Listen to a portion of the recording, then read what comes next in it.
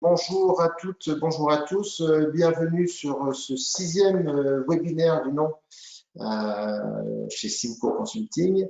Nous allons parler aujourd'hui de e-commerce et de la manière de transformer ces flux physiques et ces flux d'informations pour devenir compatibles et quelque part plug and play sur e-commerce. C'est un sujet qui nous intéresse beaucoup, notamment depuis la crise sanitaire et les opérations de confinement et de fermeture de magasins que nous venons tous de subir et de vivre. C'est un webinaire qui va reprendre des éléments déjà présentés, puisque quand on parle e-commerce, on va parler système d'information, on va parler études de faisabilité, on va parler prestations ou prestataires logistiques, prestations de transport aussi. On verra que c'est un enjeu capital dans le e-commerce. Mais cette synthèse va être alimentée aussi, donc encore une fois, par l'actualité. À noter qu'il nous reste encore 2 webinaires d'ici les congés d'été et le break estival. Nous allons parler dans 2 semaines de simulation de flux et de ses avantages dans le cadre d'études et d'analyse logistique et de mise en performance. Et nous évoquerons sur le dernier webinaire de l'année, vous aurez les dates à la fin de cet exercice, nous allons parler des indicateurs de pilotage qui pourront très bien également concerner les indicateurs de pilotage quand on procède à du e-commerce. Alors, comme d'habitude, vous pourrez poser vos questions donc, à la fin de ce webinaire, d'ici 3/4 d'heure.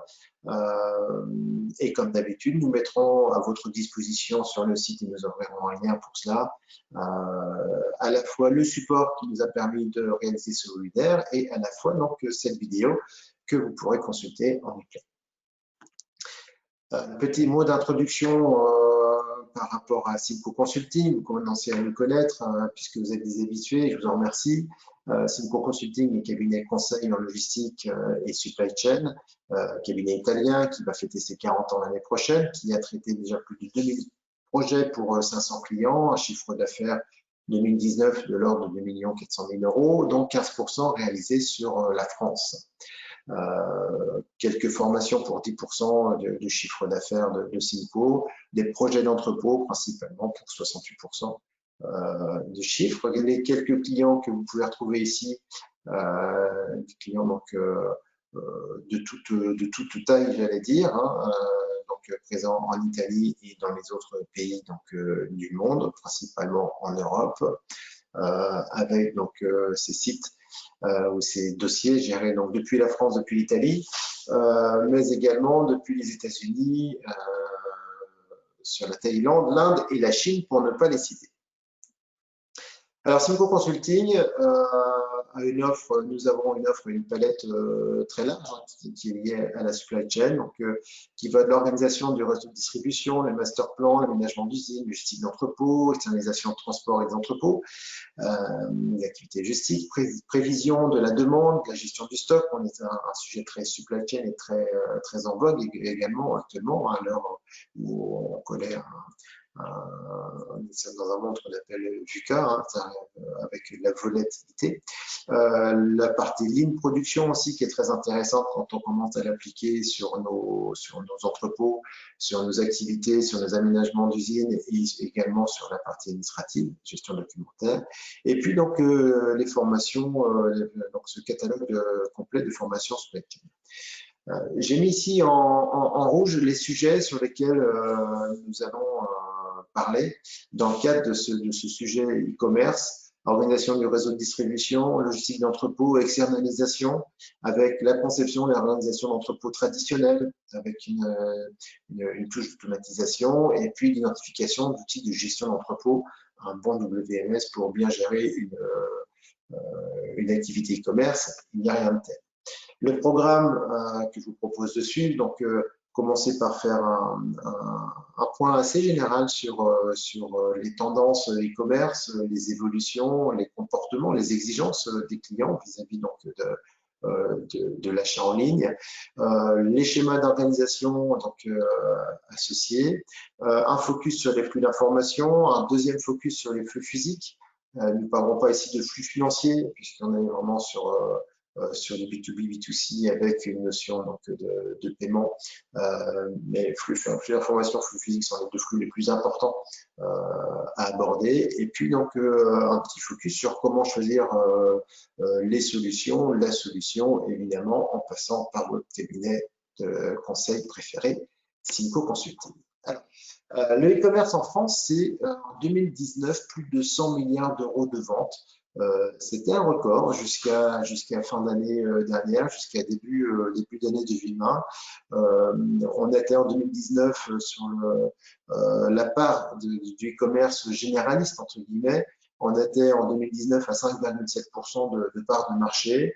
Depuis début 2020, on était passé à 7,4, donc c'était déjà une évolution assez conséquente. Et puis est arrivé ce confinement qui nous a propulsé à 9,5% sur la période du confinement. Sur, encore une fois, la partie donc e-commerce généraliste. Un petit point, ce sont les sources Nielsen avec la FEVAD, la Fédération donc, des ventes à distance, les entreprises de vente à distance. Un petit point également sur l'alimentaire. On a un focus sur l'alimentaire qui est plutôt généralement livré donc, en drive avec un chiffre d'affaires qui a été multiplié par 3 depuis le début du confinement ou pendant le confinement, des livraisons qui ont été multipliées par 2. On est donc jusqu'à 120% de hausse certaines semaines. Et puis, un drive Piétron qui a représenté un chiffre d'affaires moyen, qu'est-ce que ça veut dire un chiffre d'affaires moyen, de 35 000 euros par semaine. Voilà, c'est quelque chose qui est nouveau, non. Peu de personnes parlent, ce drive piéton, on aura l'occasion de rediscuter du moyen finalement de prendre possession de la marchandise que nous aurons donc achetée en ligne. Un fait important aussi et non négligeable, donc on nous montre pendant les semaines de confinement, on voit les périodes de confinement, nous avons ici sur cette illustration la France en bleu, l'Italie en jaune et l'Espagne en rouge. On constate que tant bien que mal, on a doublé nos activités donc, de e-commerce, voire même plus que doublé, puisqu'on est passé de quelques pourcents, 10%, on a fait x10 et on a fait plus de 100%. Et puis l'Espagne et l'Italie, pendant ce temps-là, eux, ont cumulé à plus de 300%. Alors, est-ce que c'est le confinement plus strict dans ces deux pays par rapport à la France? Est-ce que c'est des mœurs qui ne sont pas encore arrivées dans nos mentalités?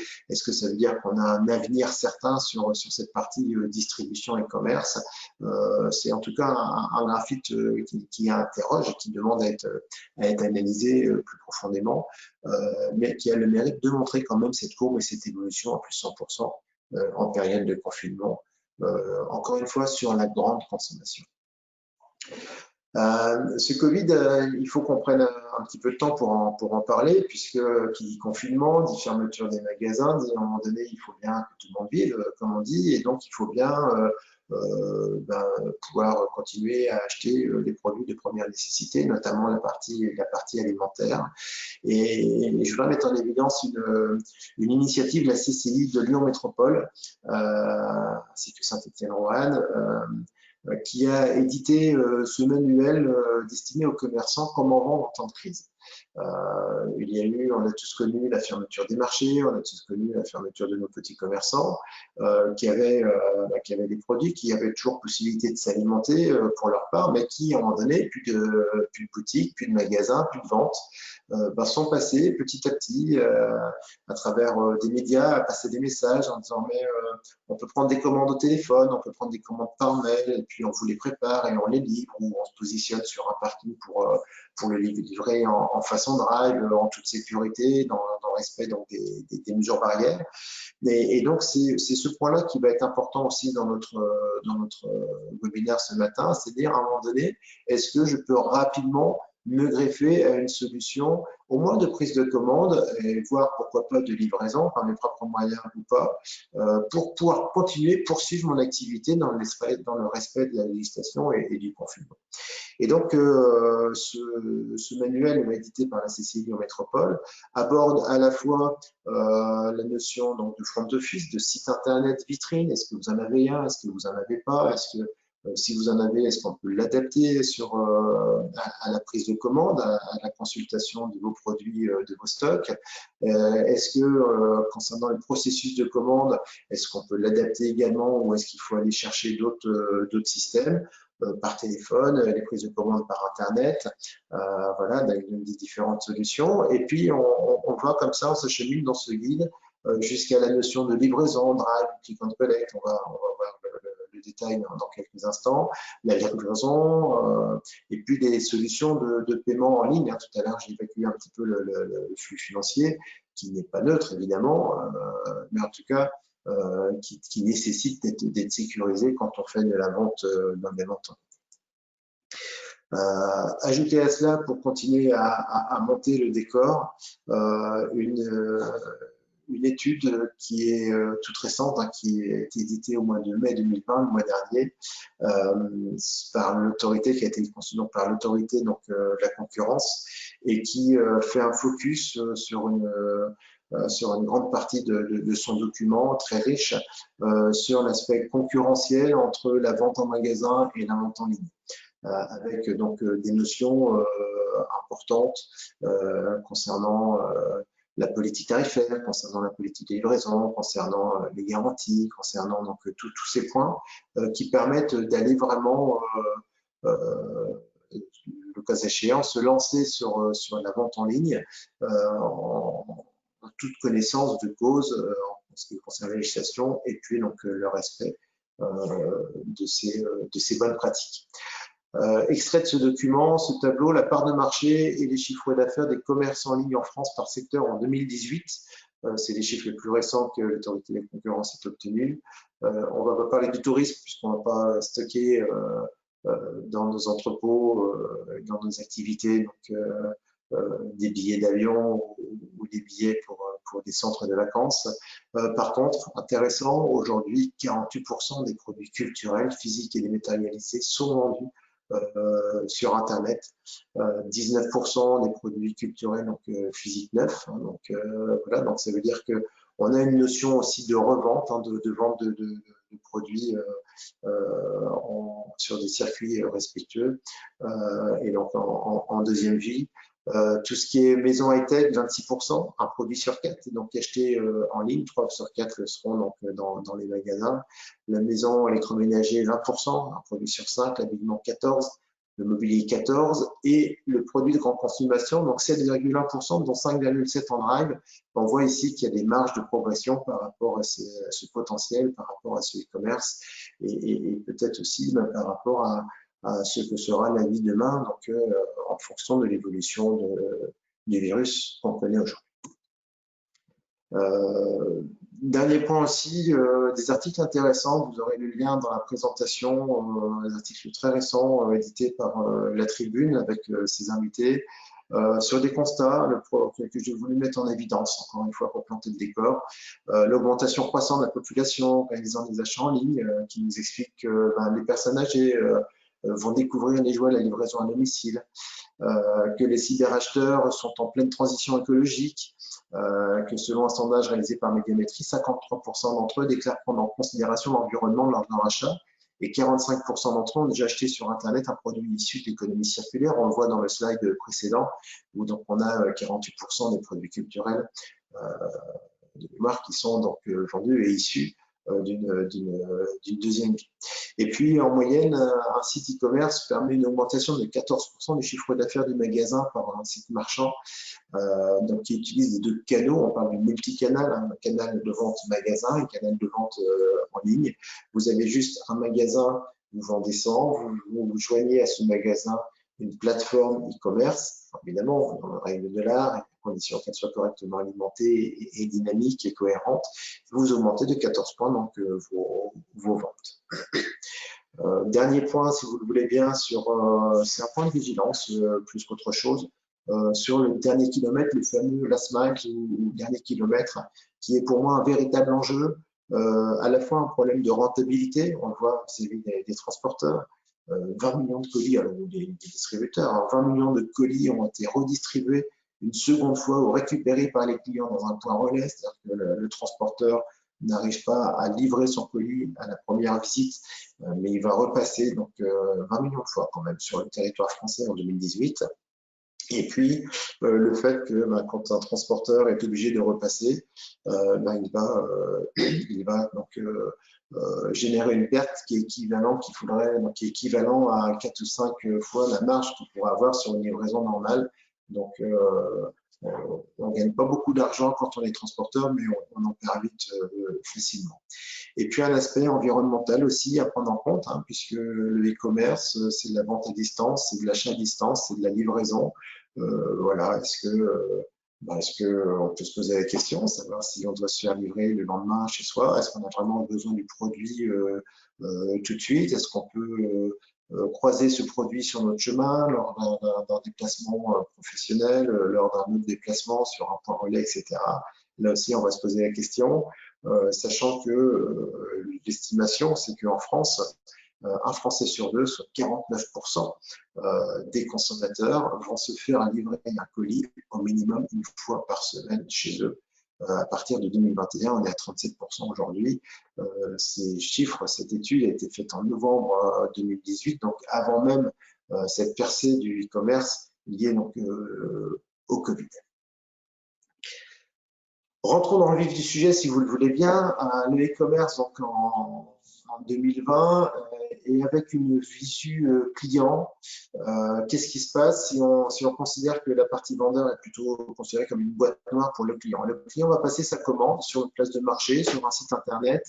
Il va évidemment valider les dates, ses coordonnées, procéder au paiement, et puis il va recevoir une confirmation de prise en compte de sa commande et il va recevoir un lien tracking qui va permettre le suivi de la livraison.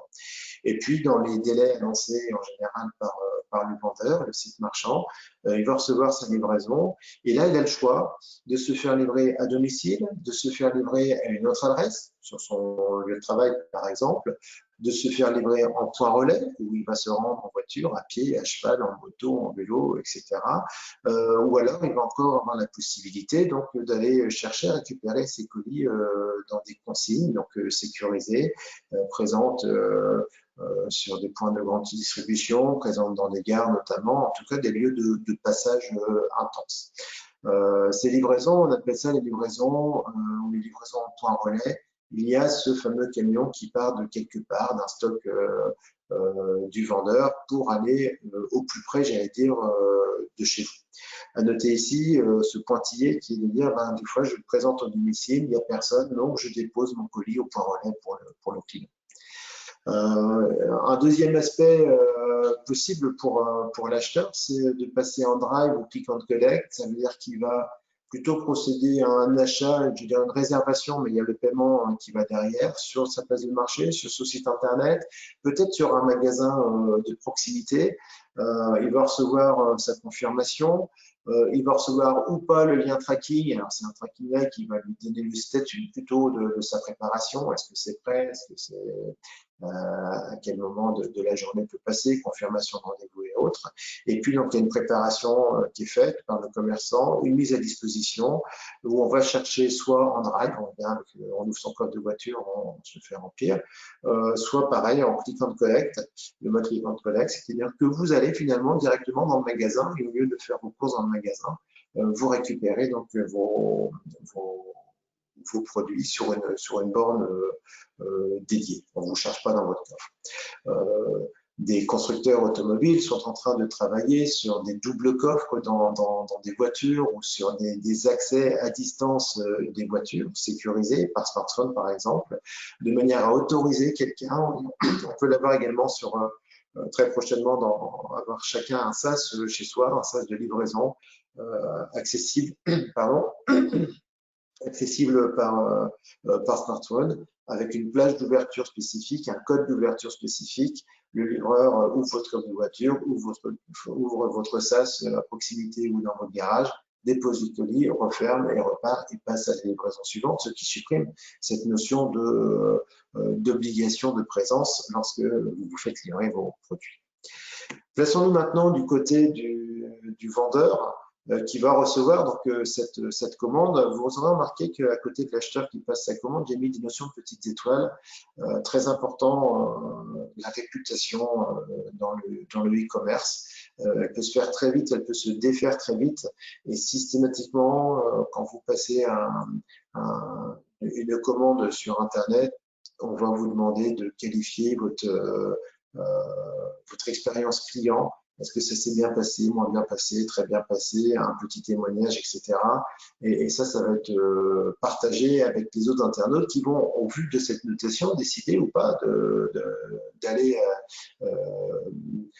assurer ou gérer cette transaction d'achat sur ce site. Toujours est-il que ce client, donc, qui passe sa commande, encore une fois, sur une place de marché ou sur son site internet, va lui intégrer votre besoin dans son système d'information, il va interroger les stocks, évidemment, il va devoir répondre tout de suite et de manière immédiate au client, savoir si le stock est disponible, sous combien de temps il peut être disponible en fonction de la localisation. On a ce qu'on appelle un stock one view, c'est-à-dire qu'on a une visualisation d'un stock, même s'il est multisite, même s'il est réparti sur plusieurs entrepôts en France ou en Europe, et en fonction de la localisation, on peut avoir à la fois une estimation donc, du lead time, de la durée nécessaire à la livraison de cette commande, et à la fois sur les coûts, puisqu'il peut y avoir des coûts différents de livraison en fonction de la localisation. Ces entrepôts peuvent être des entrepôts internalisés, peuvent être des entrepôts d'un prestataire logistique, et on le verra plus tard, il y a une grande enseigne de e-commerce dont le nom commence par A, qui propose un service qui s'appelle Fulfillment by A, quelque chose que je ne citerai pas, et qui propose un service également qui associe à la fois la place de marché, à la fois la partie prestation.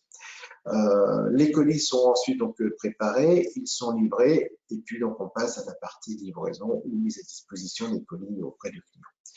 Un deuxième aspect qui s'appelle le dropshipping, où le client arrive sur votre site internet et là, vous lui proposez non seulement vos produits, mais aussi des produits qui sont chez vos fournisseurs. Vous ne les avez pas acquis, vous ne les avez pas dans vos entrepôts, ils sont encore sur le site du fournisseur, mais le client y a accès et donc il peut passer une commande dessus et vous allez transmettre cette commande à votre fournisseur qui va expédier pour votre compte la commande à votre client avec un bordereau de livraison à votre nom, etc. Tout ce qui va bien, c'est tout à fait légal et ça évite donc cette rupture de charge et ses coûts.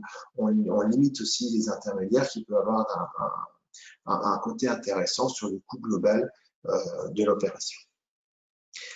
Non négligeable, la reverse logistique, donc toute la gestion des retours où on est sur un flux qu'il ne faut surtout pas négliger. Le client émet une demande de retour sur une place de marché, sur un site internet. La demande est traitée, il reçoit en contrepartie une étiquette qu'il va devoir coller sur un colis qu'il va réaliser. Ensuite, il va soit déposer ce colis, soit donc un véhicule, un livreur va venir le prendre en charge de manière à l'emmener soit à l'entrepôt d'origine ou au lieu d'origine du vendeur, soit donc un site dédié au traitement des retours où les produits vont être ouverts, contrôlés, reconditionnés le cas échéant et remis en circulation, remis en service. Alors, les particularités de la vente en ligne et du e-commerce, évidemment, on en a un peu parlé déjà dans les évolutions WMS et préparation de commandes. On a un nombre élevé de produits, des références un nombre de références assez fortes à mettre en ligne et qui ont pour la majorité d'entre eux des faibles rotations. On a évidemment peu de visibilité, peu de prévision, on a des délais relativement courts sur les engagements clients puisque c'est quelque chose qui permet de remporter des marchés, de proposer des livraisons les plus courtes, même si finalement, encore une fois, on n'a pas forcément besoin des produits si rapidement. Il y a une notion de qualité, de respect de la préparation qui est importante puisqu'encore une fois, là aussi, on va être noté par le client sur son expérience et s'il y a des erreurs de préparation, bah forcément, on va avoir une dégradation de la note. Il y a besoin de mettre en place un suivi d'avancement avec le track and trace. On va gérer beaucoup de petites commandes. On va avoir du mal à concilier le coût de transport avec le niveau de service. On a besoin de remonter des informations en temps réel, de gérer les urgences, d'avoir un véritable ordonnancement des préparations. Et puis, on compromet donc éventuellement l'image d'entreprise si on n'est pas efficace.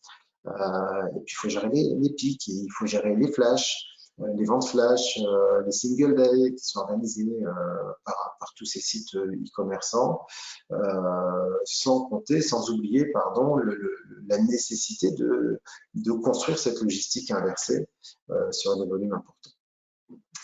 Et donc, on arrive à une notion d'exigence en matière de logistique en ligne. On a besoin donc d'être efficace, d'être rapide, d'être précis, d'être flexible et d'avoir une ouverture continue, non seulement sur la partie exécution, mais aussi sur la partie assistance à vente. Pourquoi? Puisque le site en ligne, par définition, vous permet de faire des achats 24 heures sur 24. Est-ce que vous allez supporter de ne pas avoir un conseil sur un produit si vous passez votre commande le soir à 23 heures? C'est une question qui ne va pas regarder l'aspect logistique au sens propre, qui va plutôt être lié avec le service marketing, mais en tout cas, il y a besoin d'une continuité de service, y compris en cas de confinement. Et puis, il y a une définition à avoir. On ne se lance pas dans le e-commerce de manière spontanée, rapide, sans réflexion. C'est une décision stratégique qu'il va falloir prendre au niveau donc, le plus haut de l'entreprise, avec un objectif de niveau de service à fournir, avec une configuration de réseau de distribution, et puis éventuellement, pourquoi pas, l'idée, et on en parlera aussi un petit peu plus tard, de confier sa prestation donc, à un tiers sur cette partie donc, logistique.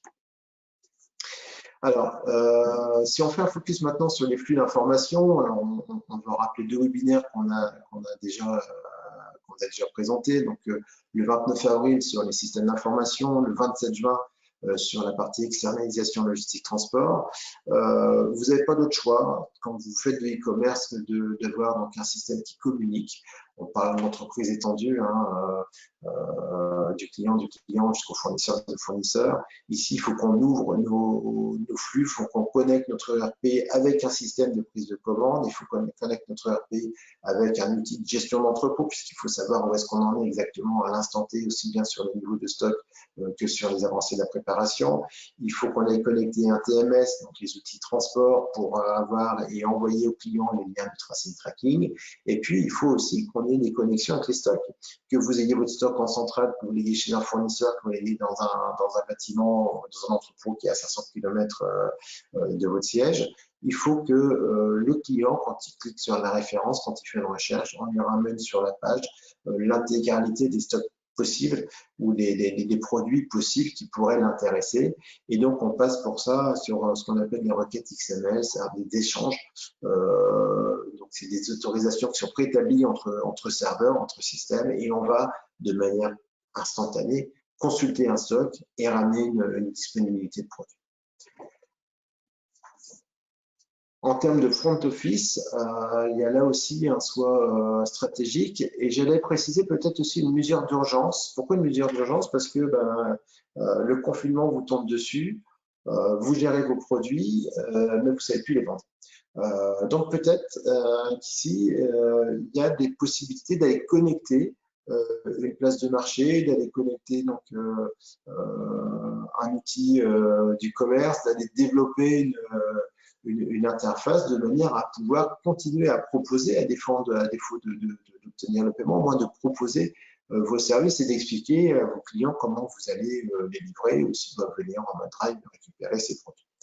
Donc, évidemment, il faut maîtriser ces outils d'exploitation, connaître ses stocks, la localisation, savoir ordonnancer, voire automatiser les vagues de préparation.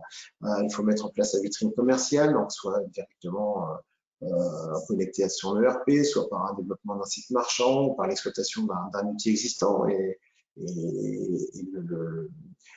le guide émis par la CCI de Lyon Métropole mentionnait des noms de fournisseurs potentiels de ces outils, ce qu'on appelle les front office, c'est l'outil qui est en face le client, qui lui permet de consulter vos produits et de procéder à l'achat. Ça peut être aussi par les liens, les référencements donc, vers des places de marché existantes. Une place de marché, comme son nom l'indique, c'est une place avec des marchés. Et donc, on peut venir se greffer ses produits dessus.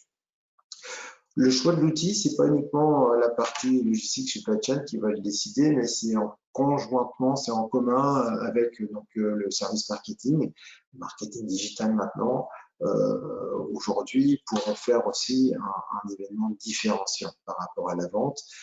Aujourd'hui, en France, c'est 190 000 sites marchands qui existent, qui sont déclarés, et avec un rythme d'évolution de plus 15% tous les ans. C'est quelque chose qui n'est pas négligeable. Et donc, vous avez là deux approches. Soit vous voulez ramener un canal supplémentaire de distribution parce que vous êtes bloqué, parce que normes sanitaires, etc., mais vous voulez continuer à pouvoir assurer une continuité de service vis-à-vis de vos clients. Et donc, vos clients vous connaissent. Donc, on peut être sur un produit relativement standard, entre guillemets, ou alors vous voulez gagner de la part de marché, et là, vous allez chercher des produits peut-être plus développés, plus marketés, etc., de manière à les donner envie, et vous allez générer du référencement, j'allais dire, sur les explorateurs. Ces outils ont été mis en évidence à tout niveau, au niveau de la crise du Covid. Et puis, vous avez ce qu'on appelle les pure players, donc les acteurs du e-commerce. Ils sont nés du e-commerce avec et pour le e-commerce, qui proposent leurs outils et ainsi que la logistique associée. Alors, on va parler de la logistique tout à l'heure. Je vous parlais tout à l'heure du FBA, Fulfillment by A. On a ici cet exemple où ce qu'on nous dit, le développement de la clientèle implique généralement plus de ventes. Il vous suffit d'envoyer vos produits. Nous nous chargeons du stockage, de la livraison au client, du service client et de la gestion des retours. C'est-à-dire que vous avez ici un opérateur qui dit inscrivez-vous, envoyez-nous vos clients et on se charge de tout. Voilà. Évidemment, il y a une notion de rémunération pour ce type d'activité, mais en tout cas, c'est des gens qui peuvent du jour au lendemain étendre leur périmètre, leur catalogue, au moins sur leur site, en disant ce produit est vendu par tel ou tel vendeur. Toujours les flux d'informations, on va passer assez rapidement si vous voulez bien. On parle de WMS, évidemment, l'outil de gestion d'entrepôt, qui permet de gérer la carte magasin, les fiches articles, les stratégies de travail, le FIFO, le FEFO, la traçabilité, les numéros de lot, qui permet de gérer vos paramètres utiles au processus logistique, qui vous permet de récupérer vos statistiques et qui peuvent être, et c'est un peu un phénomène récent, qui peuvent être connectés donc, et compatibles avec un système qu'on appelle le RPA, Robotic Automatization Process, qui va vous permettre d'automatiser vos processus administratifs. On ne parle plus d'automatiser des convoyeurs, de la manutention, etc. On parle de flux administratifs qui vont être ici donc, automatisés et lancés donc, de manière relativement autonome avec un WMS sur la base de critères qu'on aura renseignés, évidemment, et de paramétrage qu'on aura renseigné au système. Ces WMS nous permettent incontestablement d'améliorer la productivité et quand on parle e-commerce, on a besoin d'améliorer cette productivité, de limiter les déplacements, de gérer l'ergonomie en termes de positionnement des articles, en termes de poids, en termes de volume, la saturation, donc du colisage des expéditions aussi, à l'heure du ratio poids-volume.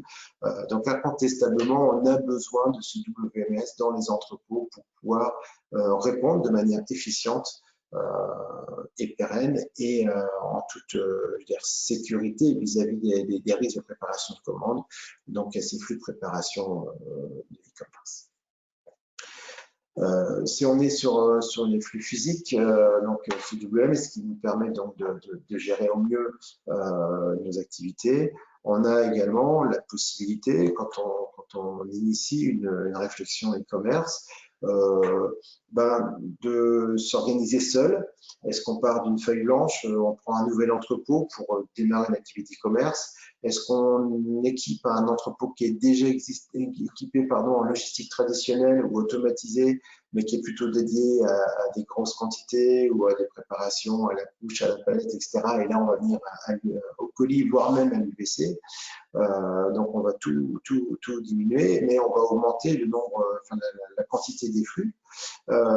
Est-ce qu'on va aller faire confiance à un opérateur logistique, donc un 3, 4 ou 5 PL, qui va être peut-être local, il n'est pas loin, il a des services personnalisés, il a une flexibilité qu'il peut nous apporter, il a une connaissance, il a déjà des connexions avec des réseaux de distribution, des réseaux de transport, il a déjà des connexions avec toute la partie emballage, toute la partie étiquetage, donc on peut gagner du temps et il s'est en général spécialisé.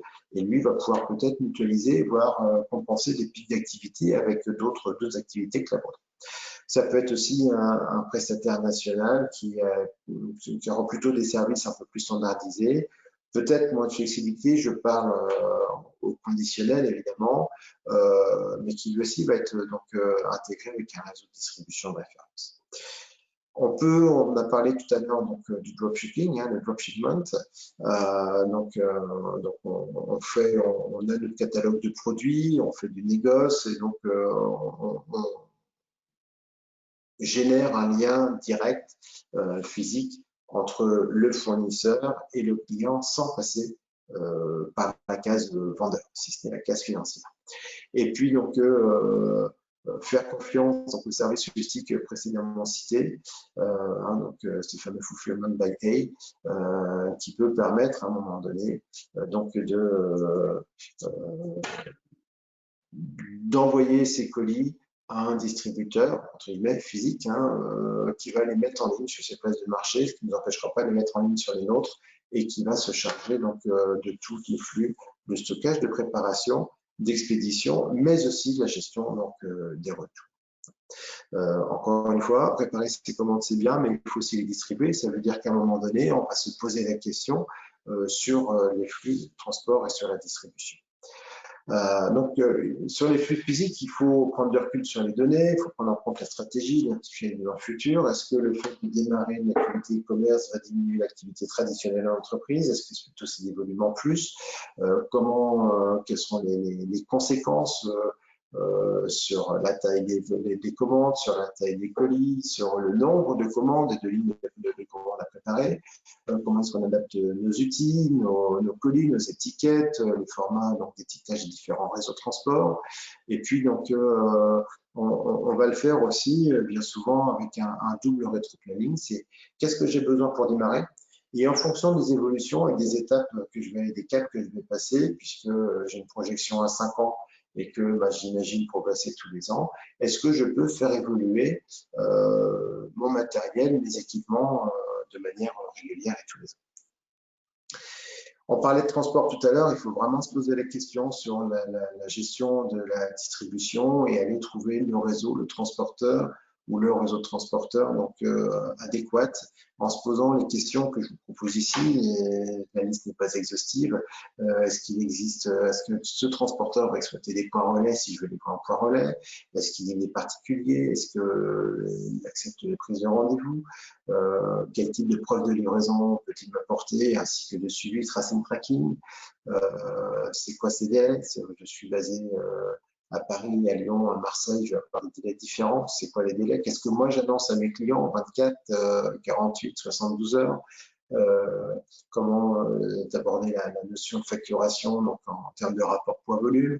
Comment les gère le retour? Est-ce qu'il peut se mutualiser avec une autre activité? Est-ce qu'il y a une couverture nationale, internationale? Est-ce qu'il y a des moyens spécifiques à mettre en place? Est-ce qu'il assure le service à valeur ajoutée? Il installe le frigo que j'ai vendu et puis il reprend l'ancien frigo par exemple. Donc tout ça, c'est des questions qu'il va falloir se poser, qu'on va poser forcément au réseau transport pour savoir s'il est compatible avec mes produits, avec mes flux. Et c'est quelque chose qui se prépare, qui peut s'anticiper, quand bien même pendant le confinement, encore une fois, sur des petits colis qui correspondent à des charges maximum, à des volumes maximum. Les réseaux, je dirais, traditionnels se sont portés volontaires et ont mis des services en place spécifiques avec des connexions et des liaisons informatiques spécifiques pour pouvoir faciliter le développement du e-commerce et des livraisons de ces colis-là notamment. Évidemment, on ne peut pas choisir ces solutions si on ne fait pas une vraie étude de faisabilité. Et donc, on en a parlé ensemble au mois de mai sur cette étude avec l'analyse à base de données, on collecte, on analyse, on identifie les valeurs provisionnelles, on développe les solutions alternatives et puis donc on va chercher la solution optimale avec un budget estimé à plus ou moins 15%. Je vous renvoie sur le webinaire qu'on a fait au mois de mai l'année dernière, 13 mai, que vous pouvez consulter encore une fois sur le site Simple Consulting, dans lequel on précise, et notamment donc toute cette partie de collecte de données où on va parler des articles, on va parler des flux entrées en flux matière, flux de camions, on va parler des stocks, on va parler des sorties, flux de matière, flux de camions également, et on va parler des hommes. Voilà, tout ça, c'est des éléments dont on a besoin pour pouvoir anticiper et décider comment on fonctionne demain en fonction des ressources actuelles de l'entreprise, tant matériel qu'humaine. Un exemple ici de traitement de données très simple, où on va, pour ce client, analyser ses stocks, le nombre de références actives ou présentes dans le stock tous les mois, avec ici un gros pic sur les mois de mars et d'avril, avec une notion de rotation également et de ce qu'on appelle d'indice de variabilité. Est-ce qu'on est sur un niveau de stock flat pour cet article ou est-ce qu'au contraire, on a une grosse variabilité? Ça, c'est important que vous soyez en logistique interne ou en logistique externalisée de manière à bien calibrer l'activité. Et là, on parle uniquement du stockage et pas de préparation de commande. Mais on imagine que si les stocks évoluent fortement sur les mois de février, mars, avril, et commencent à redescendre à partir de avril, on va avoir forcément un impact sur la préparation, sur le nombre de pièces à préparer, mais également sur le nombre de pièces à réceptionner, évidemment. On va aller observer combien de lignes on traite, pour quel type d'activité, le B2C ici, donc on est en business to customer, donc on va directement chez le client, on voit qu'on a un nombre de lignes par canal qui est assez conséquent. Le B2B, il y en a moins, la livraison d'entreprise, il y en a moins aussi, il se réfère plutôt au B2B. On est ici sur un pourcentage de sortie monopièce. Voilà, c'est important aussi de savoir, ok, j'ai traité 150 commandes, mais 150 commandes, ça peut être 150 pièces à prélever, comme ça peut être 1500, 15 000, selon le nombre de pièces qu'on va avoir à gérer et à prélever par commande. Et puis, on est donc sur ce fameux nombre de lignes par commande où, en général, le constat qu'on fait quand on est sur du e-commerce, on est sur du monopièce, éventuellement 2 ou 3 pièces, mais jamais beaucoup plus. Et la grosse majorité, c'est quand même la pièce unique. Vous savez, la petite pièce que vous recevez dans un carton mensuel. Une fois que ces données sont analysées, on peut aller imaginer, monter ce qu'on appelle réaliser des layouts, des plans d'entrepôt, d'implantation en fonction d'un besoin en capacité de stockage, en fonction d'un besoin en capacité de préparation de commande. Et ici, on peut vous montrer un exemple réalisé en 5 phases, où on est parti donc d'un entrepôt qui était totalement vide, d'une activité donc qui e-commerce qui débutait, j'allais dire, qui avait déjà commencé de manière un peu artisanale sur un autre site. L'idée, c'est quoi? C'est dire en gros une phase égale 1 an. La première année, on fait du prélèvement manuel, on installe une mezzanine. Et puis, on regarde un petit peu, on apprend finalement les flux et on regarde est-ce que les flux qu'on réceptionne sont bien cohérents avec ce qui est annoncé et est-ce que je vais bien pouvoir fonctionner comme ça. C'est toujours important d'avoir un petit galop d'essai, entre guillemets, avant d'aller chercher donc, une installation lourde par rapport à l'activité. La deuxième année, on commence à gagner un petit peu on maîtrise un peu mieux nos flux, on veut faire des gains de productivité, on va mettre une ligne d'évacuation, donc un convoyeur, donc qui va descendre sur un tapis entre le premier étage et le rez-de-chaussée. On alimente toujours par la porte sécurisée, la mezzanine, mais on évacue, on prépare les commandes et elles redescendent au rez-de-chaussée. En troisième phase, on peut imaginer donc travailler donc ce qu'on appelle par zone, c'est-à-dire qu'on a des gares il y a un périmètre de fonctionnement qui nous permettent d'avancer, de réaliser les préparations avec un point de décision au premier étage, une descente et montée sur les convoyeurs périphériques. La phase suivante ici, donc on va mettre un trieur, on voit ici en haut à droite un trieur final, donc ça c'est par rapport à la distribution, hein, les colis vont se positionner par rapport à la fois un transporteur et à la fois les départements qui vont les servir. Et puis en toute fin, dernière année, et avant donc cette ligne de trieur, on est capable de mettre en place des contrôleurs de poids, des lignes de recirculation, des formeuses de boîtes, des machines à scotcher. La ligne de recirculation permet d'ailleurs de pouvoir passer les pics d'activité et de jouer sur les tampons. Et puis on a des préparations, on a des outils aussi qui nous permettent d'aller préparer, automatiser pardon, la préparation de commandes. On en a parlé aussi il y a 2 semaines hein, sur la préparation. On a des systèmes donc, pour les marchandises palettisées. Et puis on a des systèmes qui sont dédiés aussi sur les marchandises en caisse ou en vrac. Parmi lesquels on peut retrouver donc, le mini-load, parmi lesquels on va retrouver donc, des navettes, parmi lesquels on va trouver les systèmes autostore, avec un prélèvement total partiel des marchandises contenues dans le colis. Voilà, donc tout ça, c'est des solutions, ce qu'on appelle donc des goods to man, hein, c'est les matières, les matériels qui viennent au niveau de l'opérateur, qui prélève dans le bac qu'on lui présente, qui va faire sa préparation. Tout ça, évidemment, c'est compatible e-commerce dans la mesure où e-commerce, on parle quand même beaucoup de petites pièces, de pièces détachées, de petits électroménagers, etc. Pas que, mais bon. Et puis, on peut aller un petit peu au-delà en imaginant des robots collaboratifs, des robots ce qu'on appelle pick and place. Le pick and place va prendre le colis dans un endroit, hein, dans une réserve par exemple, il va le positionner. On le voit ici dans un casier type tri postal où chaque case correspond à une commande par exemple. Et donc ça vient soulager un opérateur évidemment qui fait ça à longueur de journée.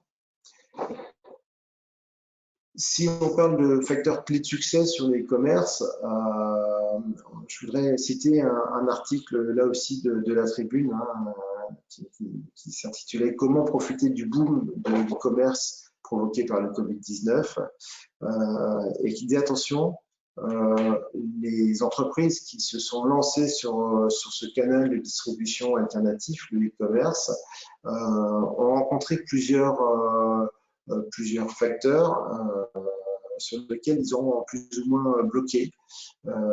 Et donc, l'idée, c'est quoi? C'est-à-dire un ajustement continu de la capacité des traitements de commandes parce que vous êtes en pleine évolution et donc il faut toujours avoir un temps d'avance par rapport à une saturation potentielle de votre outil et il faut donc ajuster à travers des outils d'amélioration continue, de constat, le fait qu'on soit bien en phase et qu'on ait bien les outils nécessaires pour passer à la fois le quotidien et les pics d'activité. L'amélioration de l'efficacité du dispositif de gestion de commande individuelle. Là, ici, on a un gros changement en général sur lequel on va s'atteler. J'ai des installations, j'ai des personnes formées pour préparer des grosses activités qui vont sur des centres de distribution. Et là, subitement, je change le centre de distribution et je vais chez le destinataire final, chez lui ou en point relais. Ça veut dire que je prépare plus ma caisse avec 500 colis dedans ou 250 colis dedans, mais je vais préparer 250 fois un colis, ce qui n'est pas du tout la même chose en termes de ressources, en termes de consommables, en termes d'organisation, de gestion de l'espace, etc. La gestion de la livraison des derniers kilomètres reste un point faible et façonne l'expérience client. Alors c'est peut-être dur de dire point faible, mais en tout cas ça reste voilà, il y a encore pas mal d'interrogations sur ce point. Et puis, donc, la gestion efficace des retours de produits afin de garantir la satisfaction des clients. Là encore, il y a les fameuses petites 3 étoiles qui nous sont données à l'issue de la livraison. Je voudrais finir sur cette partie e-commerce, ce webinaire e-commerce, si vous voulez bien, par les facteurs clés de succès, les 7 règles d'or pour développer un projet sans faille. Ça s'applique, vous l'avez peut-être déjà vu sur d'autres webinaires, ça s'applique aussi bien sur sur le e-commerce que sur d'autres projets en général, mais c'est encore plus vrai sur le e-commerce. Disposer donc d'une méthode de conception solide et éprouvée pour aller récupérer ces données, faire parler la donnée, consacrer le temps et les ressources nécessaires, c'est pas la peine d'aller vous la gratter 2 semaines, 1 mois, 3 mois, 6 mois. Prenons le temps de faire les études, prenons le temps d'analyser les ressources. Il y a un investissement conséquent à la clé, il ne faut pas le planter entre guillemets. Ne pas sous-estimer la qualité des compétences professionnelles requises. Voilà, profondeur, étendue, neutralité. Concevoir en vue d'un plan directeur tourné vers l'avenir. Voilà, si on peut commencer à intégrer ces notions d'environnement, de CO2, allons-y, au contraire.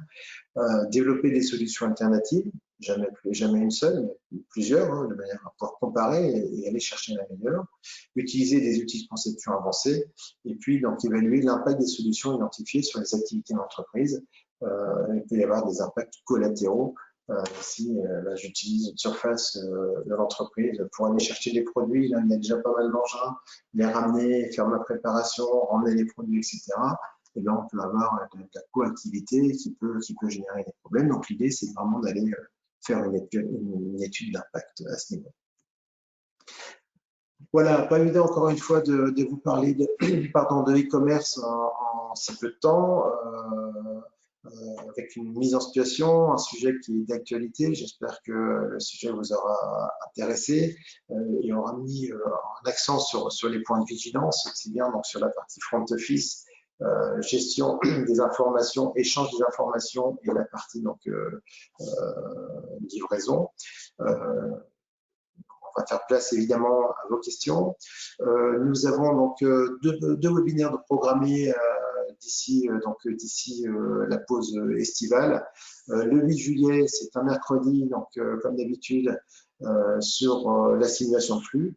Et puis le 22 juillet, 2 semaines après, sur les indicateurs qui permettent de contrôler, de guider la logistique vers l'excellence, tout en sachant que les 5 webinaires que nous avons déjà réalisés jusqu'à présent sont disponibles, j'allais dire à la vente, non, ils sont disponibles sur le site internet. Vous avez juste à laisser vos coordonnées et vous recevez le lien pour tant consulter le replay que disposer du support de présentation tel que celui-ci. Voilà, je vous remercie pour votre attention. On se donne quelques minutes évidemment pour vos questions si vous en avez. À tout de suite.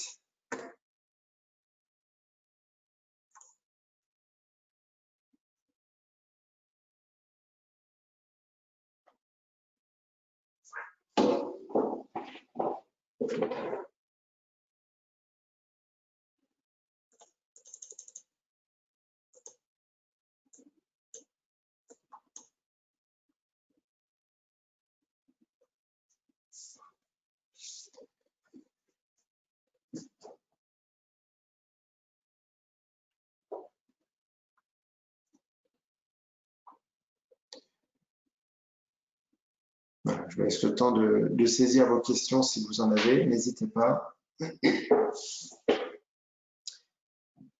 Pour une fois, nous avons respecté le délai, ce qui est un point fort en supply chain.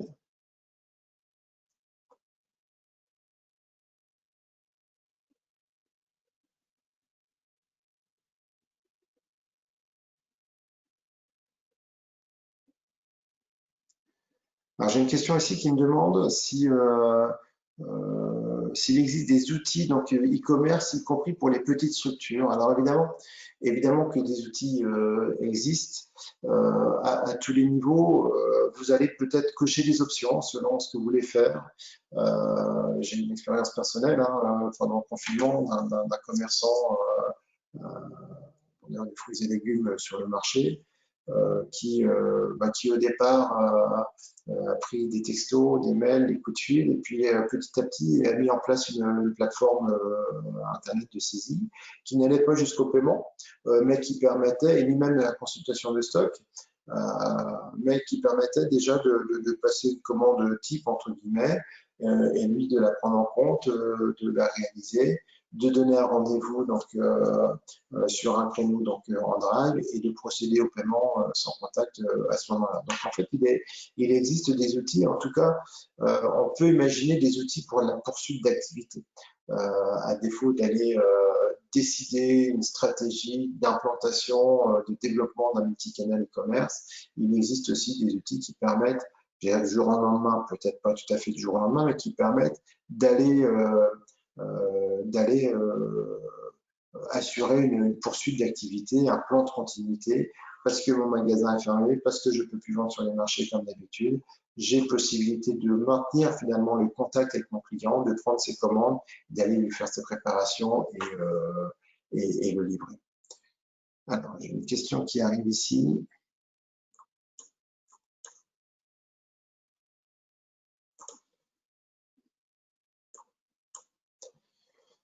Alors, on me demande quelles précautions recommandez-vous pour exploiter les flux de commandes et les flux des stocks disponibles avec une plateforme pure player? Alors, on va être, alors tout dépend ce que vous parlez, ce que vous entendez par précaution. On est sur une place de marché, ça veut dire qu'on va positionner ces produits en vente à travers une plateforme, un site marchand existant. Et donc, vous posez la question pour exploiter donc les flux de commandes, les flux et les stocks disponibles. Alors, de manière assez spontanée, c'est vous de toute façon qui allez maîtriser ou qui aurez les informations de consultation, de besoins de flux donc d'expédition, de flux de préparation. Il y a une sécurisation informatique qui est d'office à ce niveau-là, parce que finalement, c'est vos chiffres, c'est vos données.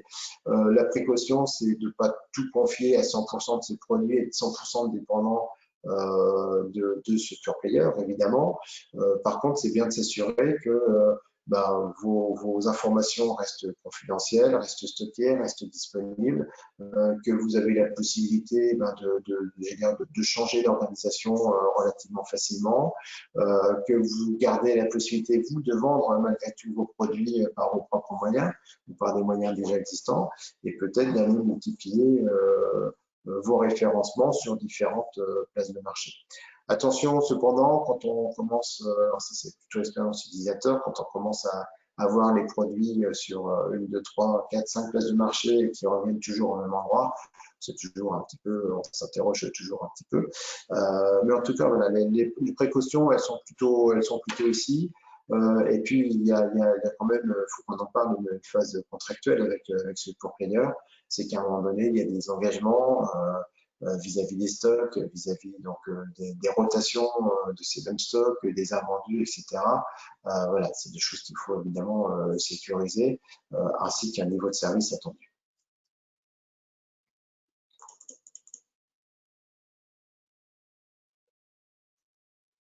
Alors, est-ce que j'ai d'autres questions? J'ai pas l'impression d'avoir d'autres questions à l'instant T.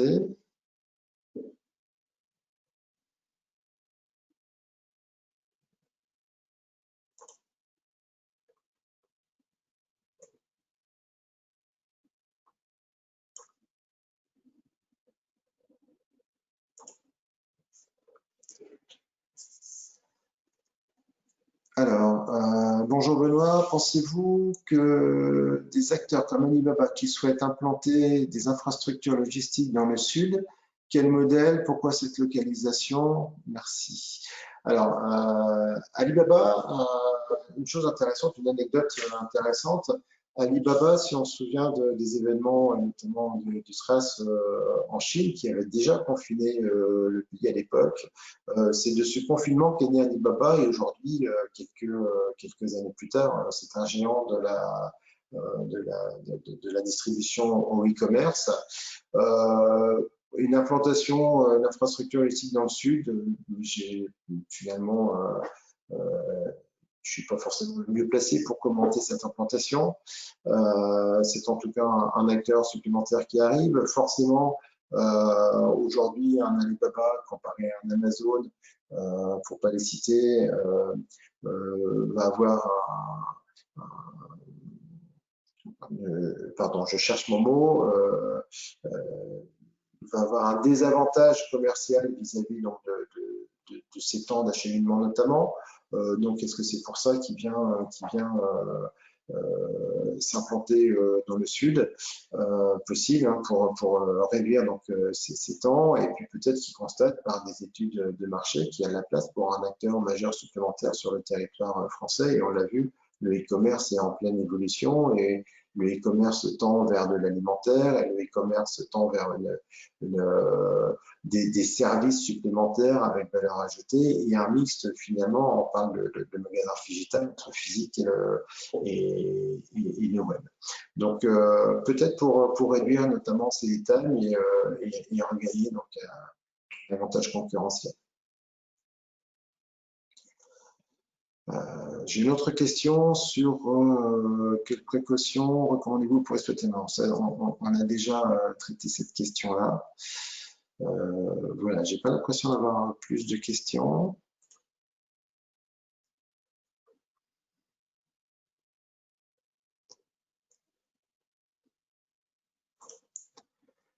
J'essaierai de répondre de manière plus précisément hein, aux personnes qui ont posé des questions. S'il y a besoin de creuser à un moment donné, d'aller chercher des éléments de réponse complémentaires, n'hésitez pas, hein, je rentre en contact avec vous de manière à échanger peut-être plus en détail pour mieux connaître le fond de vos questions. C'est jamais évident de passer par cette interface de saisie de questions. Voilà. Mais écoutez, je crois que il n'y a plus de questions. Je vous remercie en tout cas pour votre attention, pour votre fidélité. Je vous donne rendez-vous dans 2 semaines pour parler donc de simulation de flux ou avant au téléphone ou par mail avec plaisir. À très bientôt. Au revoir.